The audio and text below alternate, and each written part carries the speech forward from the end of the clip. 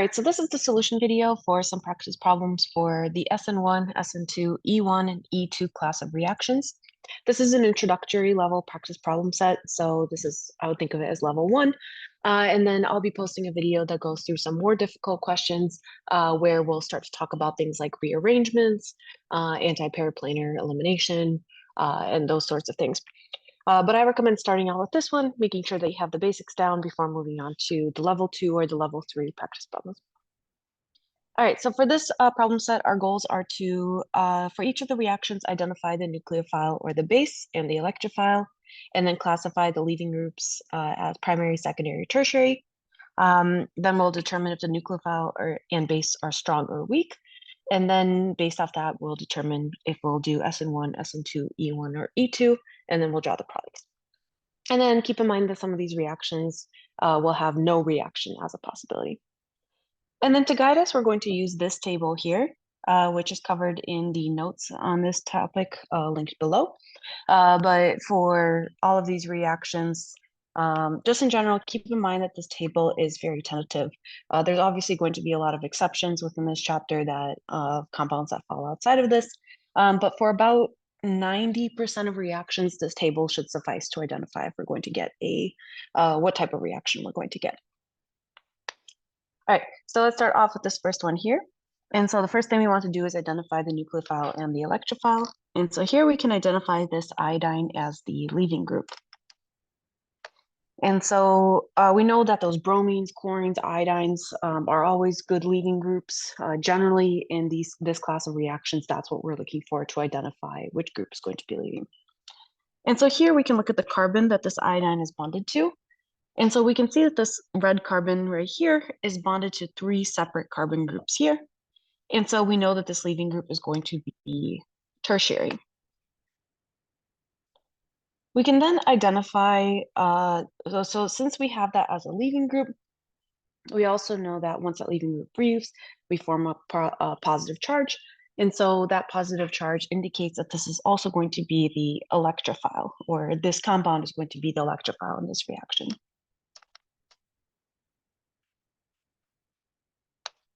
Which means that this other reagent that I just highlighted in orange is going to be the nucleophile. And so our next goal is to determine if that potassium Tb-toxide is strong or weak for both being a base and the nucleophile. And so here what we want to observe is that we have a potassium. And so whenever we have potassium or sodium, we want to immediately separate that out because we know that that potassium or sodium have to be an ionic bond. And so we're going to separate out that potassium Tb-toxide into K+,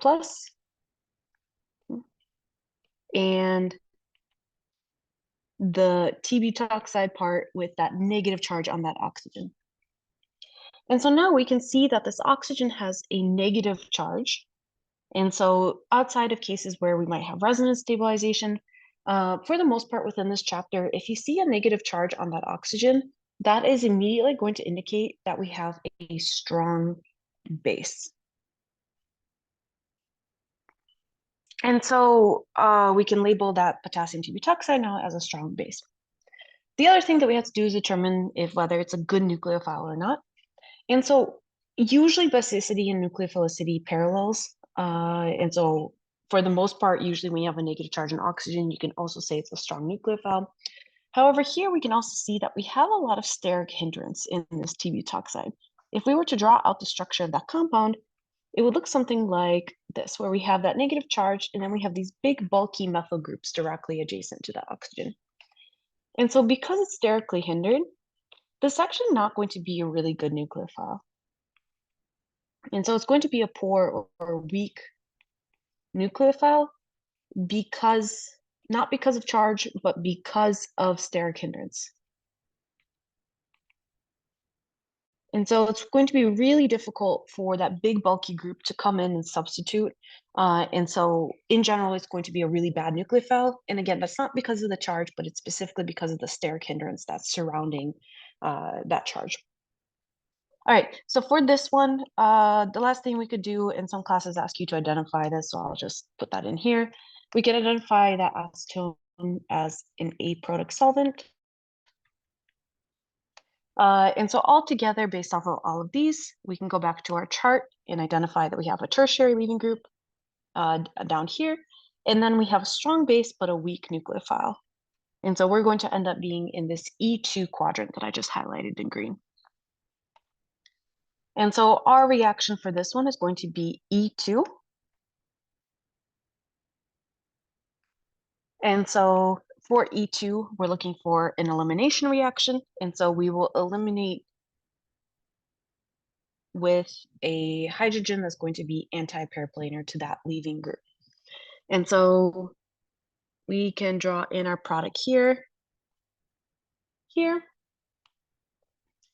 and I'm actually going to move some things over because we actually have two products in this case,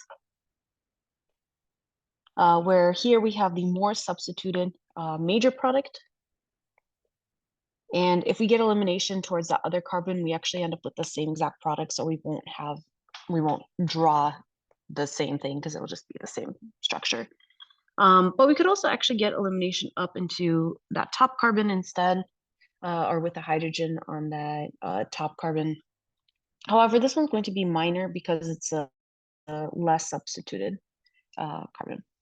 And again, in the next video, in the level 2, we're going to talk a bit more about how to, or those practice problems are going to delve a little bit deeper into why exactly do we get the multiple products and where to look for hydrogens. All right, let's take a look at the second one then. So here, similar to before, we can identify that bromine as our leaving group. And here we can see it's attached to a primary carbon because that carbon has two hydrogens on there. And so our leaving group is primary. And this is also our electrophile. Here for the nucleophile, we can see that we have a sodium. And so again, similar to that top one, we want to immediately separate this out into sodium positive and the oxygen with the negative charge because it's an ionic bond. And so here we can see we have a negative charge on that oxygen. And so because of that, we can conclude that this is going to be a strong base because we have a negative charge on that oxygen. Here, in comparison to the first one that we did, that methyl group is really, really small. It's not going to have that same steric hindrance that that big T-butyl group had initially. And so we can also label this as a strong nucleophile because we have that negative charge, but we don't have any steric hindrance. And so that negative charge makes it so that it's a good base and a good nucleophile. And so if we go back to our chart up here, we can see we have a primary group here. We have both a strong base and a strong nucleophile. And then that means we're going to have a combination of an E2 and an SN2 product. So we'll label that here, E2 plus SN2. All right, and so from here we can draw out those products. The E2 will have that double bond adjacent to between those last two carbons. A really common mistake that I see people making is drawing this product instead, where they put that double bond where that bromine was. But in this case, you're actually adding on an extra carbon because you can see you have 3 in this product, but only 2 initially. So just be careful not to add on and accidentally add on an extra carbon. And so this will only have 2 carbons hanging off that ring. All right, so that's our only E2 product. And then we can also get the SN2 product, where we basically swap out that bromine for the OMe group.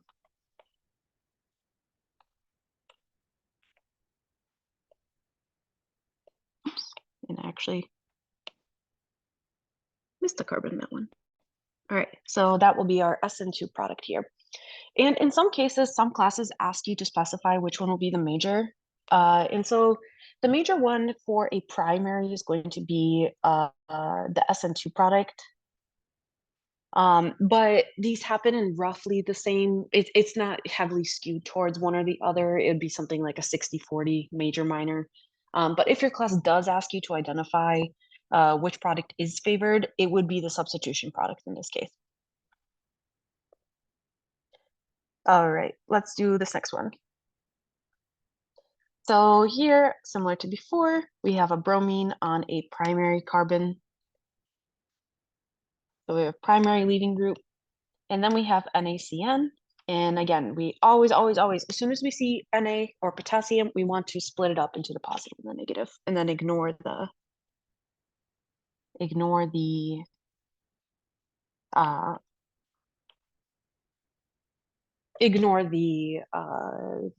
sodium or potassium in other cases. All right, so from here we can see that we have NaCN, and in general, this is kind of a bit of memorization. You just have to memorize what's a good nucleophile, what's a bad nucleophile. But CN is generally considered a weak base, and so usually it favors substitution because it's a good nucleophile.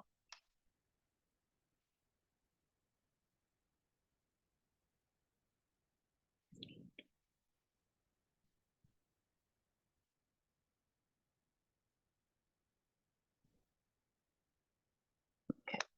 All right, and so we also have a product solvent. You should recognize that DMF as an product solvent. All right, and so from here, we can go back to our chart. We have a primary, we have a weak base and a strong nucleophile, and so we will strongly favor an SN2 reaction in this case. So we'll put SN2 here,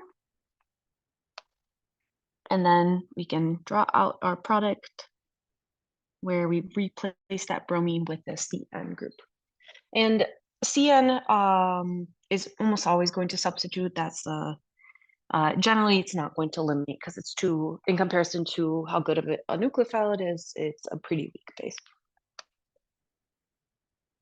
I shouldn't say weak because it's not completely weak, but it is, or it is a weak base, but in general, it'll still favor SN2 over E2. Okay. All right, let's do this next one. Bromine, again, is going to be our leaving group. And here we can see that similar to that first one we did, it's a primary leaving group or a tertiary leaving group. And then we can identify what this is.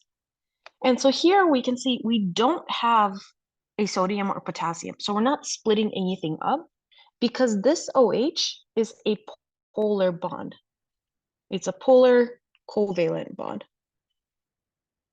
And so we can't split it up because all of these other ones that we had initially, the ones that contain potassium or sodium, those were ionic bonds. So we could split those up into the positive and the negative.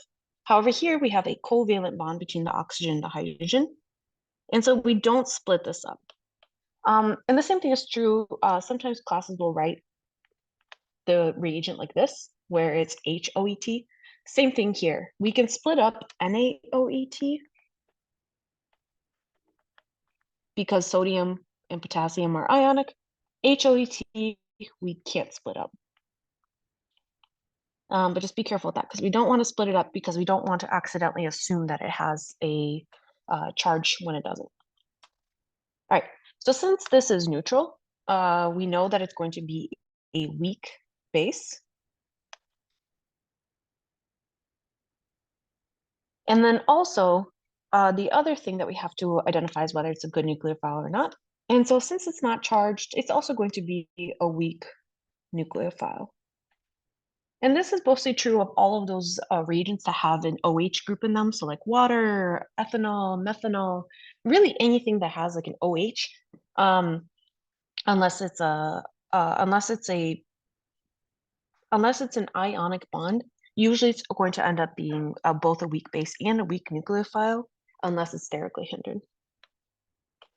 All right, so if we go back to our chart over here, we had a tertiary leaving group and a weak base with a weak nucleophile. And so here we're going to end up with a mixture of SN1 and E1.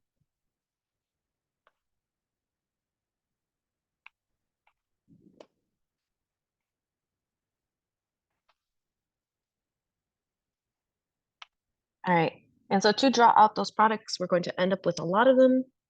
And so let's draw out those substitution products first, where we replace that bromine with the incoming nucleophile.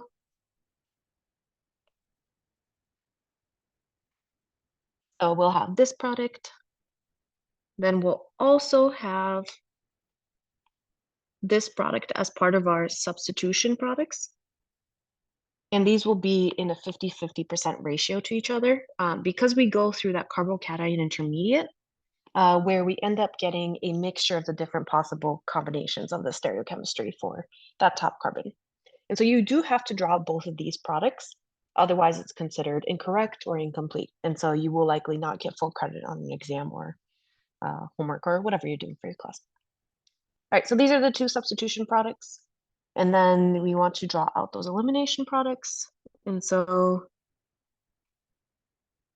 similar to that first question, we'll have an elimination into the ring. We have one hydrogen available on one side. We also have a hydrogen that could eliminate in that other direction, so we can have that double bond go in the other direction around the ring. And we also end up having one more where we eliminate into that top carbon, but that's going to be a minor product.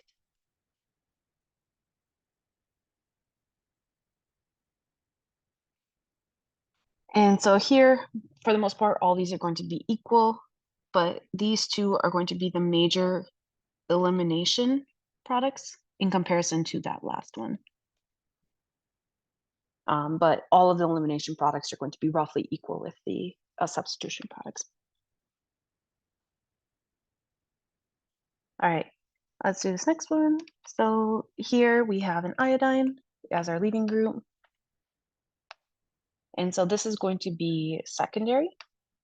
However, what we notice is that this carbon that it's attached to is right next to that ring. And so this ring allows for resonance. And so I'm actually going to add in secondary plus resonance stabilized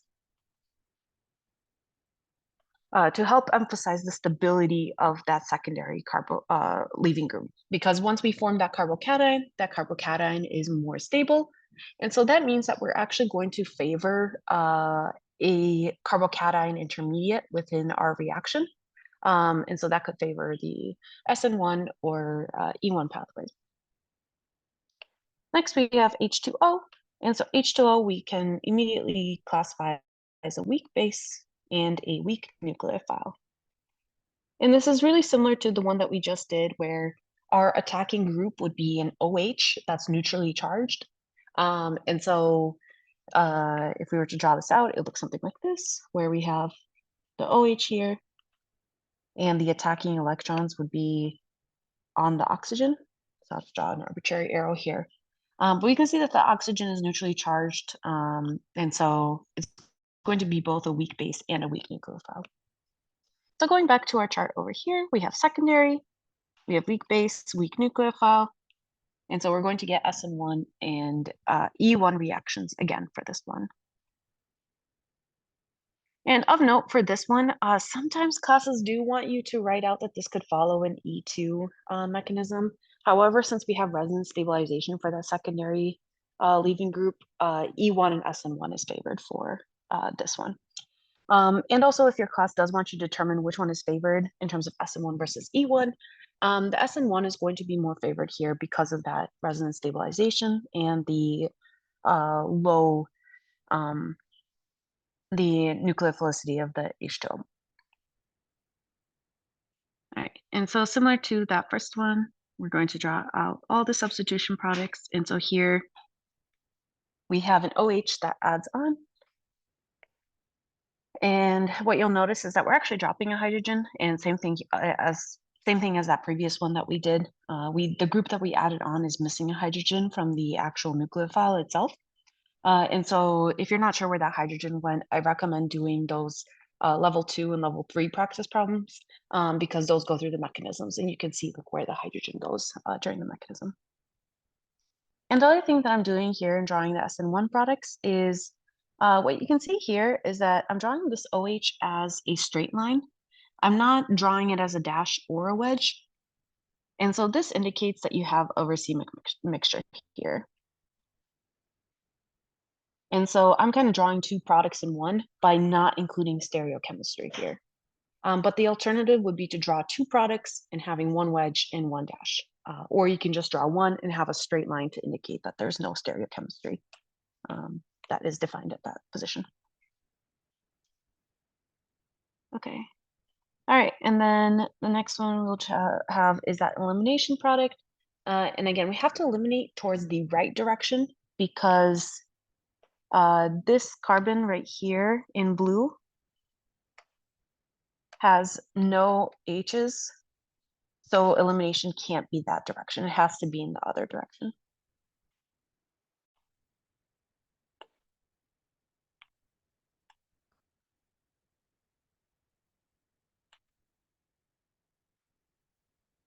All right, so we have SN1 and E1 for that one, and now we can move on to the next one.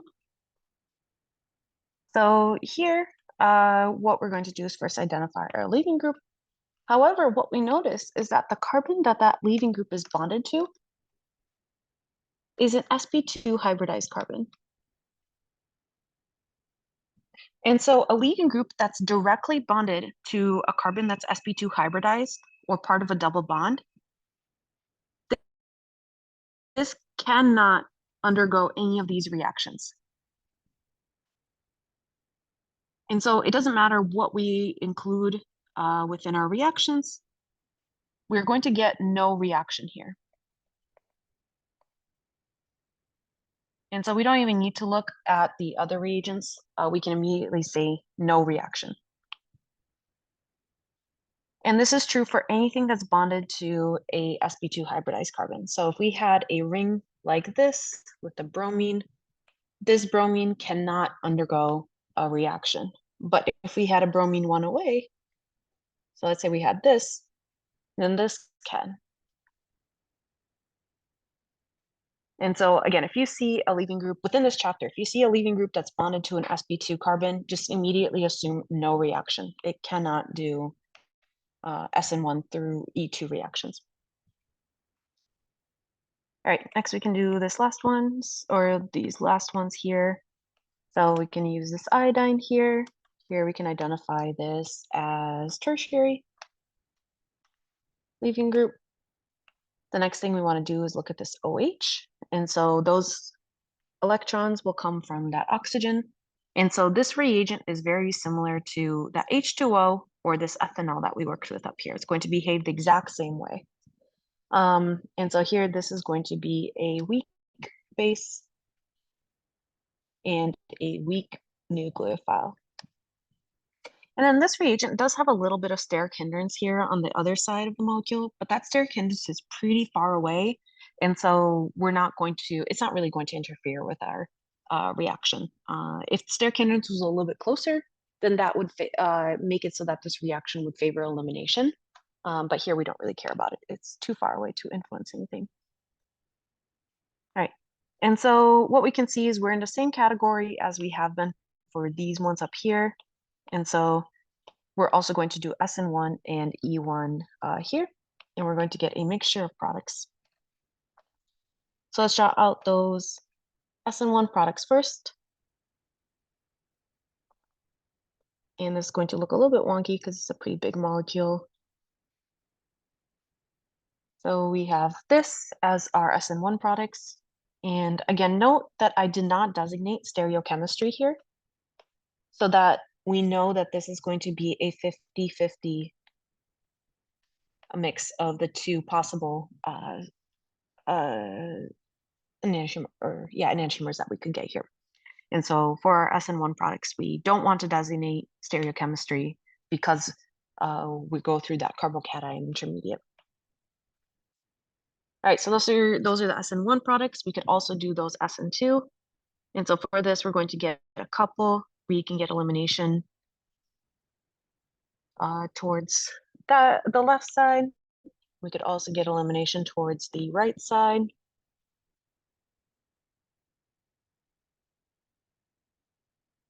And those are going to be more substituted. And so these will be the more favored products for elimination, but we could also get elimination into that top carbon, which is going to be minor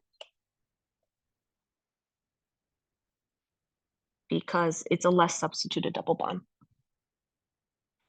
And this one is actually going to be our major E1 because of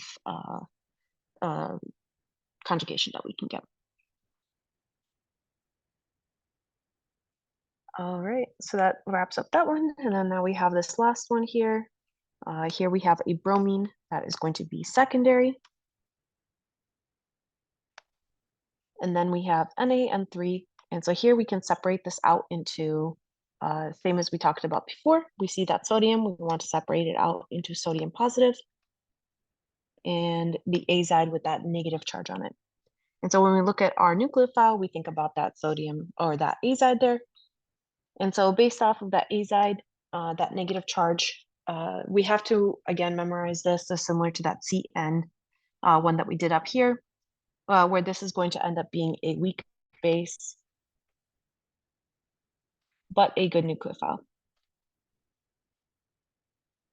And again, this is mostly memorization. At a certain point, you just kind of have to memorize which ones fall into what category for this chapter.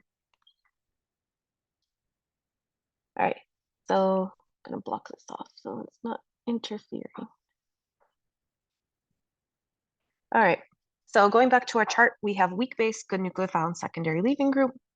So secondary, weak base, good nucleophile, and so we're going to get an SN2 reaction here. And so for this, we can draw our product. And one thing we have to remember is that SN2 reactions undergo inversion of stereochemistry. And so when we substitute this N3, we have to change the stereochemistry at that position to show that we inverted the carbon.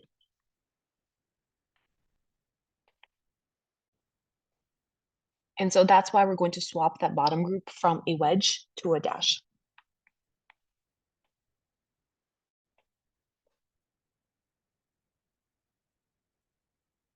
All right, so this wraps up the level 1 practice problems. Again, in that second one, level 2, we're going to go through some more difficult questions with rearrangements and some mechanisms, especially some of those more challenging mechanism questions that you might see on an exam.